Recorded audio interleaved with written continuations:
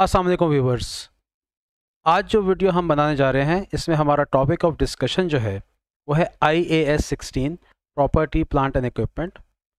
जो टॉपिक हम डिस्कस करेंगे इसमें वो है कॉस्ट ऑफ एन एसेट, और फर्दर जो हम जिसके ऊपर बात करेंगे वो है डिसमेंटलिंग कॉस्ट। सबसे पहले मैं आपको यहाँ पर ये बताता जाऊँ, कुछ बातें जो है वो यहाँ पर इस्तेमाल हुई हैं, कुछ लफ्ज़ इस्तेमाल हुए हैं, उनका मतलब मैं आपको बता दूँ। जैसे कि सबसे पहले जो है वो आपके सामने है डिसमेंटलिंग कॉस्ट। इसकी डेफिनेशन पढ़ते हैं। Dismantling cost means the cost associated with dismantling and removal of the plant and equipment from the work site. आपके कुछ प्रोजेक्ट्स ऐसे होते हैं जिसके लिए आप एसेट एक्वायर करते हैं, बट आफ्टर सम टाइम आपने जो है वो उस एसेट को वहाँ से रिमूव करना होता है, वहाँ से आपने उसको हटाना होता है। मे बी वो एसेट जो है इतना बड़ा साइज़ का है कि वो पीसीस में है, आप उसको डीअसेंबल करेंगे और आप उसको दूसरी जगह मूव करेंगे, ठीक है।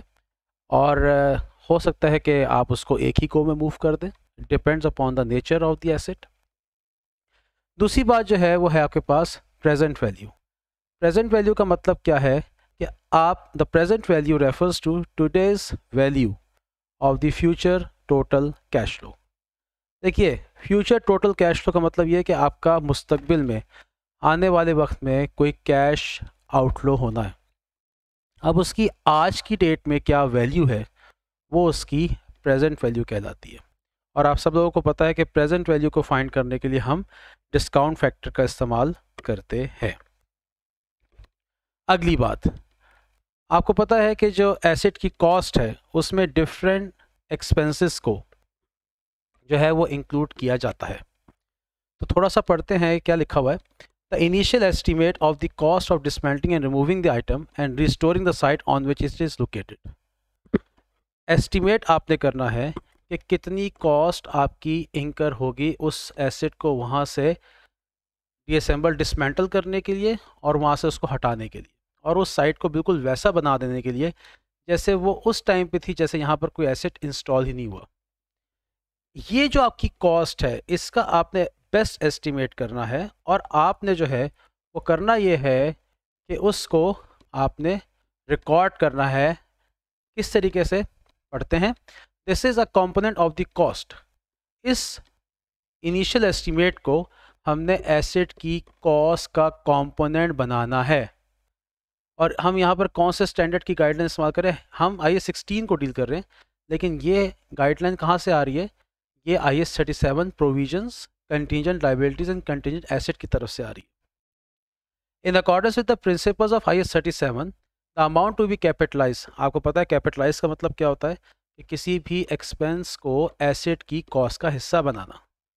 इन such circumstances would be the amount of forcible expenditure appropriately discounted. Discounted का मतलब है कि आप उसकी प्रेजेंट वैल्यू फाइंड कर रहे हैं डिस्काउंट फैक्टर इस्तेमाल करके, where the effect is material. इस पैराग्राफ का जो है मतलब है वो ये है कि आपने जो एक्सपेंस एसेट की कॉस्ट का हिस्सा बनाना है वो आपने एज इट इज़ नहीं लिख देना, आपने उसकी जो है वो प्रेजेंट वैल्यू को फाइंड करके उस अमाउंट को आपने एसेट की कॉस्ट का हिस्सा बनाना है। इस पर्टिकुलर टॉपिक के ऊपर आपके पास एक बहुत ही ज़बरदस्त क्वेश्चन है, आसान क्वेश्चन है, लेकिन मैं समझता हूँ प्रेजेंटेशन वाइज और लर्निंग वाइज बहुत अच्छा क्वेश्चन है। ये आपकी कैप्लन की बुक में इलस्ट्रेशन नंबर 1 है, ठीक है। और इसमें ये सब कुछ आपके सामने एक्सप्लेन किया गया है। इलस्ट्रेशन है तो आपको वो समझा भी रहा है साथ साथ। वो एग्जाम्पल ये कोट कर रहा है कि if an oil rig was built in the sea, the cost to be capitalize is likely to include the cost of constructing the asset. अगर आप एक ऑयल रिग बना रहे हैं और आप जो है उस एसेट को तैयार कर रहे हैं, तो वो एसेट की जो कॉस्ट है उसमें दो चीज़ों को आप इंक्लूड करेंगे। एक तो उस एसेट को बनाने की कॉस्ट, कॉस्ट ऑफ कंस्ट्रक्टिंग, और दूसरा उस एसेट को जब आपने रिमूव करना है जितने भी अरसे बाद, उसको रिमूव करने की जो आपके पास कॉस्ट आएगी उसकी आपने प्रेजेंट वैल्यू फाइंड करनी है, यानी कि आज की डेट पे उसकी वैल्यू क्या है। If the asset cost 10 million to construct, 10 million की कॉस्ट इंकर हो रही है उसको बनाने में, and would cost 4 million to remove in 20 years, 20 साल बाद आपने उस एसेट को वहाँ से रिमूव करना है और उसके ऊपर आपका 4 मिलियन का खर्चा आएगा, $4 मिलियन का। तो आपने क्या कर रहा है, वो आपको सिखा रहा है कि आपने इस 4 मिलियन की प्रेजेंट वैल्यू फाइंड करनी है और वो आपने कॉस्ट ऑफ द एसेट का हिस्सा बनाना है। डिस्काउंटिंग करते वक्त हम जो है वो फार्मूला यूज़ करते हैं 1 divide by 1 plus r raise to power n या 1 plus r raise to power minus n. अब इस फार्मूले में आर जो है वो आपके पास है रेट ऑफ इंटरेस्ट और जो एन है वो है नंबर ऑफ ईयर्स। यहाँ पर आर रेट ऑफ इंटरेस्ट के तौर पे हम यूज़ करेंगे 5%। तो किस तरीके से ये एग्जांपल होगी, ये इलस्ट्रेशन है, ये आपकी बुक में सॉल्व हुई है, लेकिन मैं इसको अपने अंदाज से सॉल्व करके आपको दिखा रहा हूँ और इससे आपकी प्रेजेंटेशन भी इम्प्रूव होगी और आपको चीज़ों के बारे में पता भी चलेगा। तो सबसे पहले बिल्कुल रॉ फॉर्म में ये, सबसे पहले हम यहाँ पर लिखेंगे cost of constructing the asset. मैं बिल्कुल स्क्रैच से कर रहा हूँ क्योंकि ये पहला लेक्चर है, तो बहुत सारे स्टूडेंट्स को समझ में आ जाएगी बात कि किस तरीके से हमने जो है वो चलना है। 10 मिलियन है हमारे पास, ठीक है। उसके बाद जो है हमें ये बात पता है कि जो भी हम total cost of the asset होगी, total cost of the asset वो दो चीज़ों का मजमूआ है, cost of constructing the asset plus जो आपके पास प्रेजेंट वैल्यू है। किस चीज़ की present value? Present value of the cost of dismantling. तो आपके पास जो है वो यहाँ पर आपने प्रेजेंट वैल्यू फाइंड करनी। अब प्रेजेंट वैल्यू जब हम यहाँ फाइंड करेंगे, मैं नीचे यहाँ पर जो है वो इसकी डिटेल्स लिखता हूँ, ठीक है। कॉस्ट ऑफ डिसमेंटलिंग यहाँ पर आ गई आपके पास, और ये हमारी कॉस्ट जो इंकर होगी ये हमारी आफ्टर जो है वो 20 ईयर्स इंकर होगी, क्योंकि हमने सवाल में पढ़ा है, ये देखिए यहाँ पर लिखा है cost to remove in 20 years. 4 million की कॉस्ट आपकी जो है वो इंकर होगी इस एसेट को रिमूव करने के लिए। सो यहाँ पर हम 4 मिलियन टाइप करेंगे, ठीक हो गया जी। उसके बाद हमें डिस्काउंट फैक्टर जो है वो फाइंड करना है। डिस्काउंट फैक्टर जो है वो हमारे पास किस तरीके से हम फाइंड करेंगे, इसका फार्मूला क्या होगा, bracket open 1 plus r raise to power minus n. ये हमारे पास इसका जो है फार्मूला है। हमारे पास जो है वो r stands for rate of interest, हमारे पास जो है वो एन जो है वो आपके पास नंबर ऑफ ईयर्स हमारे पास आ गए, ठीक है। रेट ऑफ इंटरेस्ट हमारे पास है 5% और हमारे पास नंबर ऑफ ईयर्स है 20, ठीक है जी।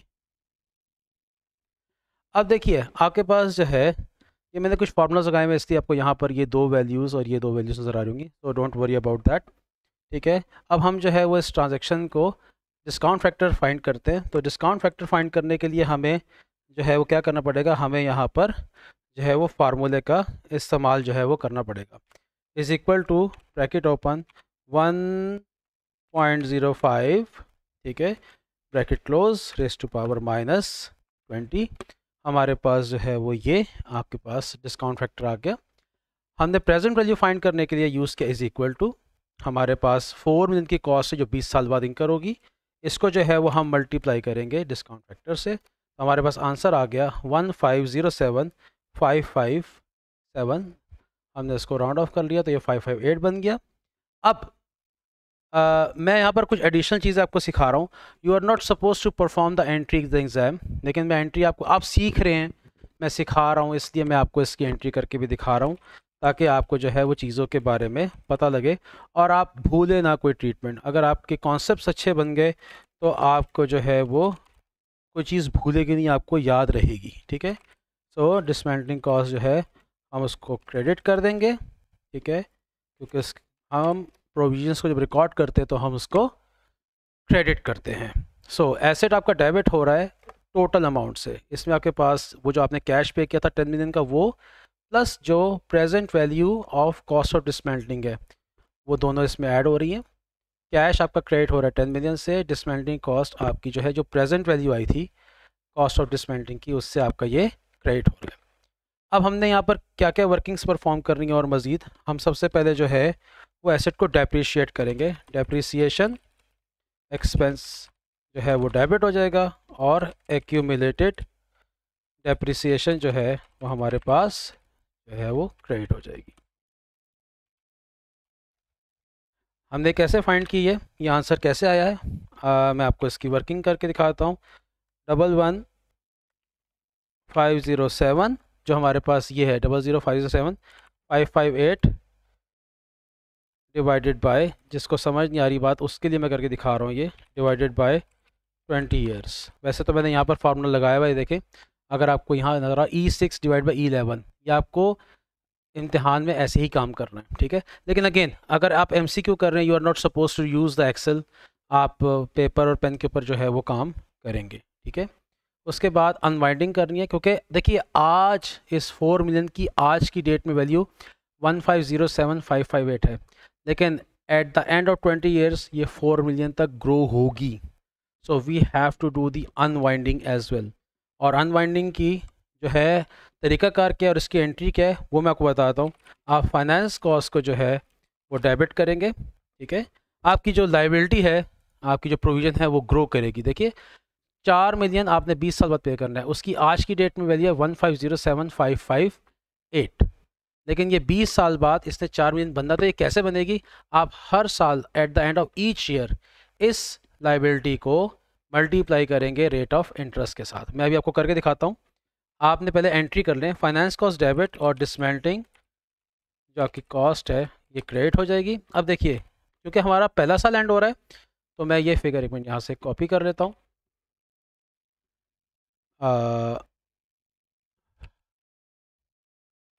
1507558 multiplied by rate of interest. अच्छा यहाँ पर एक और बता दो बात, मल्टीप्लाइड बाय 12/12। यहाँ पर तो कोई कॉम्प्लिकेशन नहीं थी इस सवाल में, लेकिन अगर किसी सवाल में आप ड्यूरिंग द ईयर एंटर हो रहे हैं, 6 मंथ्स आपके बन रहे हैं रिपोर्टिंग डेट तक, तो आपको जो ये अनवाइंडिंग करनी है आपने, इसमें हमने 6/12 का फार्मूला जो है वो इस्तेमाल करना है। तो आपने 1507558 को रेट ऑफ इंटरेस्ट जो कि 5% है उससे मल्टीप्लाई किया, देखें यहाँ फार्मूला लगा हुआ है E5 मल्टीप्लाई 0.05, ठीक है।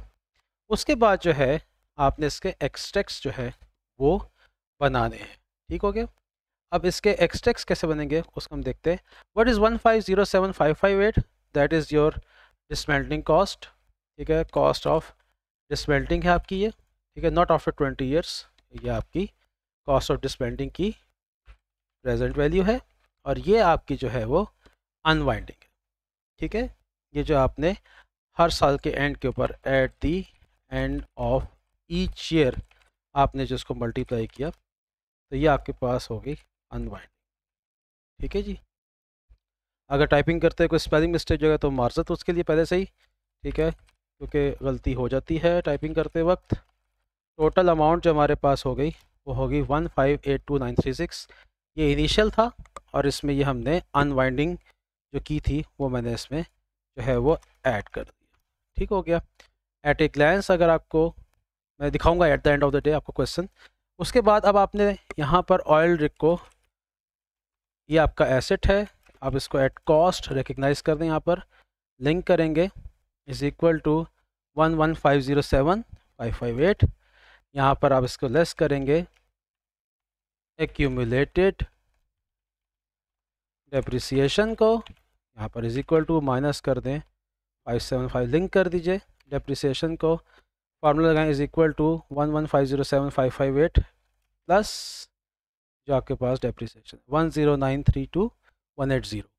लाइबिलिटीज साइड पे आपके पास जो है वो आएगी डिसमेंटलिंग कॉस्ट। डिसमेंटलिंग कॉस्ट हमने ऑलरेडी जो है वो वर्कआउट की हुई है, देखिए हमने जो प्रेजेंट वैल्यू थी वो प्लस जो आपके पास अनवाइंडिंग है 1582936, ठीक है। इसको लिंक कर देते हैं, ये देखिए। अब स्टेटमेंट ऑफ फाइनेंशियल पोजीशन के एक्सट्रैक्ट्स दो चीज़ें आएंगी यहाँ पर आपके पास, एक डेप्रिसिएशन एक्सपेंस आएगा और एक आपके पास आएगी फाइनेंस कॉस्ट। डेप्रिसिएशन एक्सपेंस आपके पास कितना आएगा, लिंक कर देते हैं 575378 और आपके पास फाइनेंस कॉस्ट आएगी 75378। तो this is the whole question. मैं इसको थोड़ा सा जूम आउट करता हूँ, आपको एट ए ग्लैंस सब कुछ जो है वो नज़र आएगा। ये कुछ मैंने यहाँ पर नोट्स बनाए थे, सॉरी अनवाइंडिंग के बारे में पढ़ना भूल गया। So what is unwinding? Unwinding is adding the interest element, time value of money, to an amount discounted to present value, which is payable in future to build up the cost till the date of repayment. Interest element जो है वो हम add कर रहे हैं, किस में हम ऐड कर रहे हैं?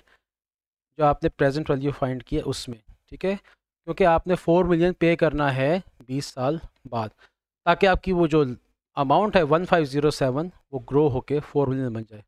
सो आई होप सो थोड़ा सा डिस्प्ले आपको थोड़ा सा ज़रा जूम आउट किया है, लेकिन एट ए ग्लैंस आपको नज़र आ रहा है ये वो पॉइंट्स हैं जो आपके माइंड में होने चाहिए। ये इसकी प्रॉपर प्रेजेंटेशन है ये बेसिकली MCQ, लेकिन मैंने डिटेल में इसलिए समझाया ताकि स्टूडेंट्स की हेल्प हो सके। और ये आपका क्वेश्चन है, और ये ऊपर जो है आपके पास बुक में काफ़ी सारी चीज़ें जो है वो इसके बारे में बताई हैं। तो अगर कोई इशू हो तो आप कमेंट बॉक्स में लिखिएगा, और अगर आपको ये वीडियो पसंद आए तो लाइक कीजिएगा और मेरे चैनल को सब्सक्राइब कीजिएगा। Thank you so much and अल्लाह हाफ़िज़।